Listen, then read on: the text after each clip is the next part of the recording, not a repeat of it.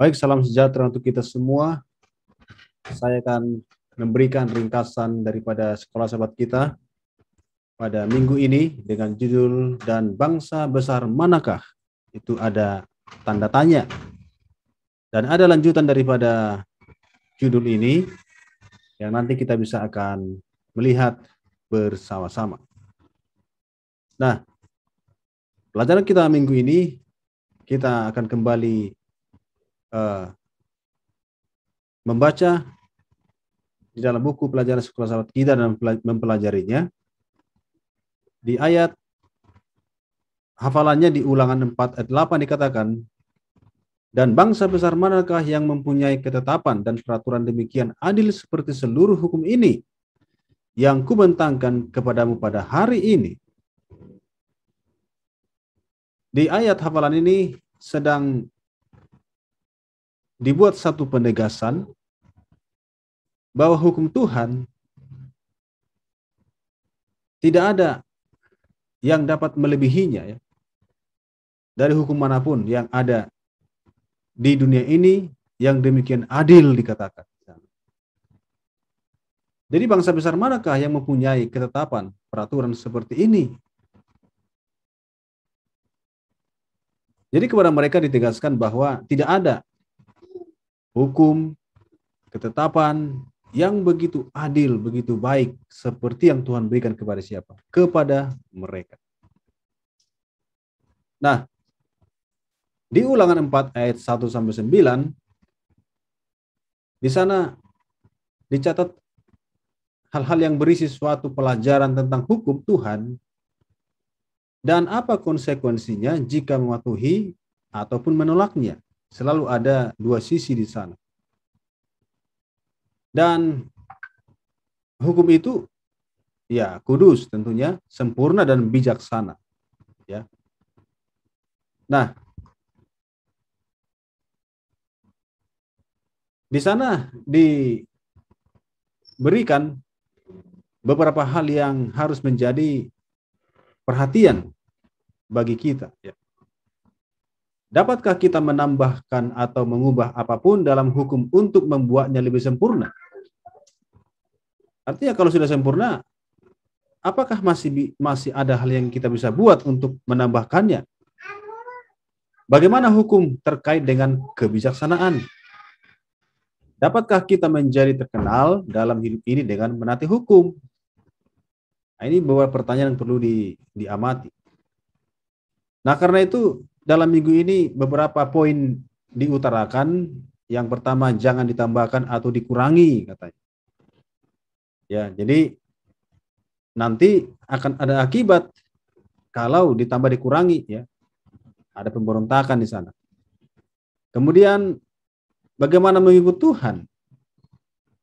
Lalu kemudian bagaimana kebijaksanaan kita dan bangsa yang besar? Itulah sub-sub tema, sub-sub judul yang dipelajari dari hari ke hari.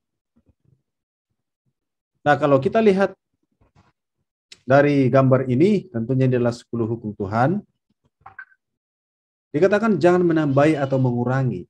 Kalau ditambah atau dikurangi, itu akan mengalami perubahan esensi daripada hukum itu sendiri. Ya. Hanya Tuhan yang mempunyai hak kuasa untuk apa? Melakukannya.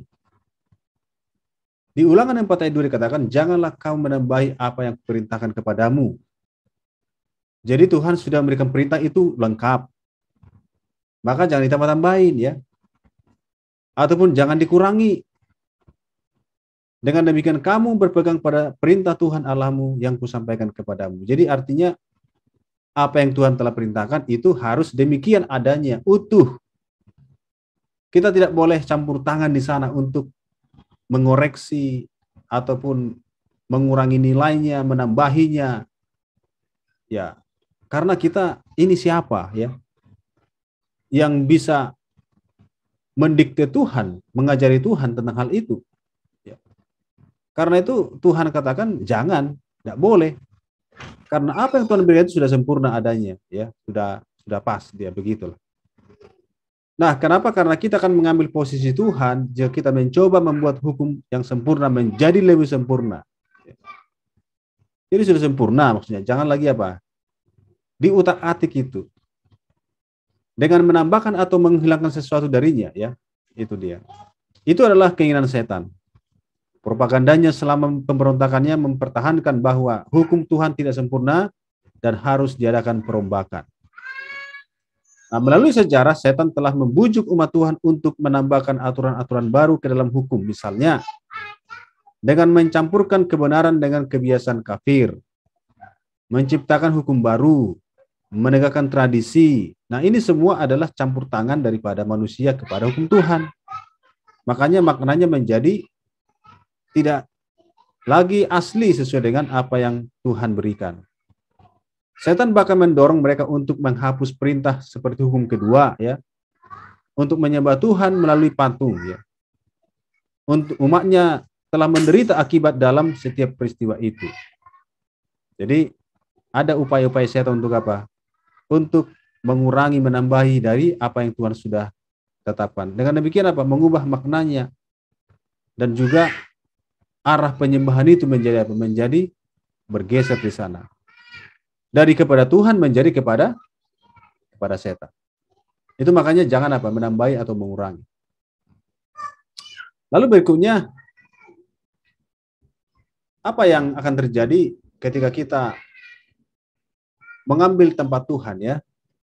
Tentunya akan ada pemberontakan di situ. Ulangan 4 ayat 3. Matamu sendiri telah melihat apa yang diperbuat Tuhan mengenai Baal Peor, sebab Tuhan Allahmu telah memunahkan dari tengah-tengahmu semua orang-orang yang mengikuti Baal Peor. Inilah yang terjadi ketika orang mengutak-atik, mengubah hukum Tuhan, menambahi, mengurangi, yang tidak ada menjadi ada di situ, manusia masukkan di sana, kan? Nah, tapi ada konsekuensi di sana mengubah hukum. Nah, di situ ada akibatnya. Nah, dalam Bilangan 31 15-16, Bileam mendorong wanita Moab untuk merayu para pria Israel. Dan dengan segera mereka yang menerima hasutan beralih dari perjinan fisik menjadi perjinan rohani. Jadi ini akibatnya, ya. Berontakan yang diawali dengan apa? Dengan orang-orang berusaha untuk mencoba untuk membuat hukum Tuhan lebih sempurna, ya. Memasukkan apa yang menjadi cara pikir mereka. Dengan mengeraskan hati nurani mereka dengan dosa dan dosa pertama, dosa fisik, mereka sudah matang untuk jatuh ke dalam dosa terakhir, dosa rohani, yang pasti merupakan tujuan akhir setan. Nah, mereka melakukan dosa perzinahan fisik yang mengarah kemudian kepada dosa perzinahan secara rohani. Ya, itu untuk memenuhi tujuan setan, ya, karena itu dia mau. Karena itu Tuhan campur tangan di situ, nggak tinggal diam dia. Konsekuensi itu harus diterima bagi mereka yang apa? Yang memberontak kepada Tuhan. Ya. Jadi konsekuensinya keras. Itu di Bilangan 25 5-8. Ya. Dosa-dosa yang diterima menyebabkan pemberontakan dan akhirnya pemisahan diri dari Tuhan. Jadi memang itu akhirnya. Jadi mereka memisahkan diri dari Tuhan. Dan Tuhan apa? Bertindak, ya, membinasakan mereka. Nah, kemudian di pelajaran berikutnya adalah mengikut Tuhan, ya. Ulangan 4:4, sedangkan kamu sekalian yang berpaut pada Tuhan Allahmu masih hidup pada hari ini. Jadi yang memberontak mereka mati, yang berpaut kepada Tuhan mereka hidup. Itu berkatnya. Nah, di pelajaran ini katakan bahwa sekitar 24.000 orang yang mengikuti Baal Peor, ya, mereka dibinasakan. Sebaliknya Musa memperkenalkan orang-orang yang apa? Yang mengikut Tuhan. Ada pilihan di sana, tidak ada jalan tengah dikatakan. Kalau kita ikut Tuhan itu harus jelas warnanya. Mau kiri atau kanan, kan harus begitu. Ikut Tuhan atau ikut setan. Tidak boleh ada yang abstain. Anda hanya dapat mengikuti Tuhan atau musuh. Jadi hanya dua pilihannya. Dan kita harus memutuskan untuk berpegang kepada Tuhan, dan kekuatan untuk menahan godaan akan datang darinya, ya. Atau kita memilih untuk apa? Berpegang kepada kepalsuan, yaitu setan. Jadi Tuhan mampu menjaga kita agar kita tidak jatuh, tapi kita secara sadar harus membuat pilihan. Seperti yang dilakukan umat beriman di Baal Peor untuk berpegang kepada Tuhan, teguh kepada Tuhan. Jika demikian, maka kita dapat yakinkan bahwa apapun godaannya, kita dapat tetap setia. Jadi ketika kita ikut Tuhan sepenuh hati, kalaupun ada godaan, kita akan apa? Tetap berpaut kepada Tuhan. Tidak akan berpaling ke sana. Itu sebabnya kepada siapa hati kita berpaut? Itu pertanyaan yang apa? Yang perlu ditanyakan sendiri. Nah, kemudian kebijaksanaan kita. Ulangan 4 ayat 6. Dikatakan lakukanlah itu dengan setia katanya. Sebab itulah yang akan menjadi kebijaksanaanmu. Akal budimu di mata bangsa-bangsa yang pada waktu mendengar segala ketetapan ini akan berkata, memang bangsa yang besar ini adalah umat yang bijaksana dan berakal budi. Jadi kalau kita lakukan dengan setiap perintah Tuhan, kita menjadi orang yang bijaksana, orang berhikmat, berakal budi. Dan akal budi kita itu yang datang dari Tuhan tentunya karena kita setia, akan dilihat oleh bangsa-bangsa lain dan kita akan berdiri berbeda dengan mereka dalam segala hal. Lalu mereka bilang ya, memang bangsa yang besar ini adalah umat yang bijaksana dan berakal budi. Jadi orang memuji, melihat hikmat yang dari Tuhan ada pada kita. Dan mereka kagum akan hal itu. Dan mereka bertanya siapa Tuhan mereka. Nah menurut ayat ini, kapan orang akan mengatakan bahwa orang Kristen adalah umat yang bijaksana dan berakal budi? Kapan? Ketika mereka mendengar tentang hukum yang mengatur kita. Dan mereka akan mendengar tentang hukum hanya ketika kita memelihara dan mempraktikkannya. Jadi intinya adalah waktu kita menjadi pelaku firman, mereka melihat. Ya. Ketika kita hidup menurut hukum Tuhan, menjalani hidup yang konsisten dengan ucapan kita. Sesuai dengan apa? Apa yang kita katakan. Jadi berintegritas, itulah maksudnya. Nah, hukum yang mengatur umat Israel adalah sempurna. Namun mereka gagal sebagai wakil Tuhan dan terang dunia. Kenapa gagal? Karena mereka tidak menaatinya. Kita pun sebagai umat yang sisa bisa gagal juga kalau kita tidak menaatinya. Yang membuat kita tetap menjadi umat Tuhan adalah ketika kita apa? Setia menaati perintah itu. Karena di Matius 5 ayat 13 sampai 16 dikatakan, kamu adalah garam dunia, kamu terang dunia. Jadi terang kita harus bersinar, kita harus memberikan rasa. Dan orang akan merasakan itu dan mereka akan apa? Melihat, oh mereka adalah orang yang apa? Yang bijaksana. Ya, tentunya itu adalah kebijaksanaan Tuhan yang dimaksud, bukan kita. Nah, kemudian mengapa Israel disebut sebagai bangsa besar? Padahal mereka itu bangsa kecil sebenarnya.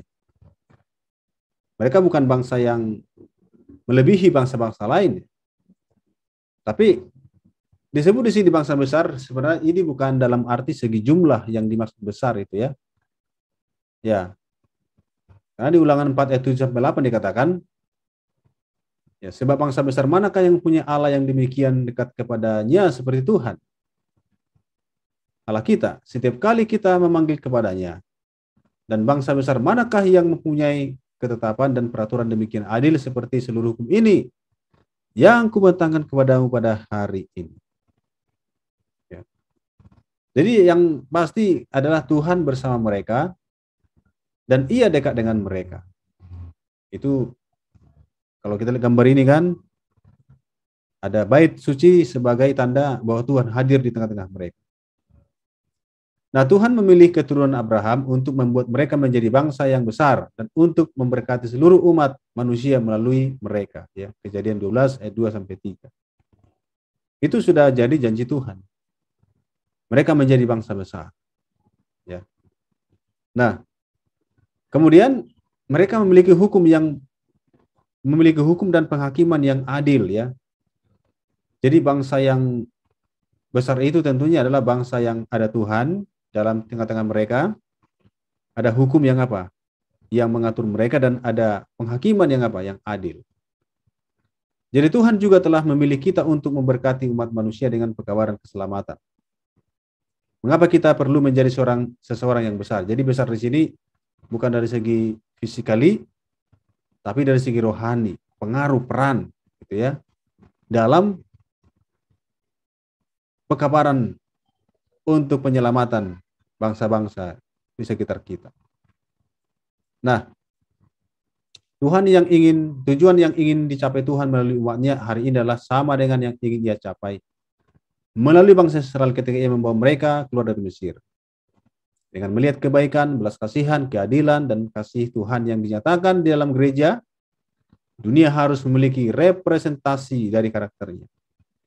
Dan ketika hukumnya diwujudkan dalam kehidupan, bahkan dunia akan mengakui keunggulan mereka yang mengasihi dan takut dan melayani Tuhan di atas semua orang di bumi. Jadi poinnya, ya bangsa besar manakah?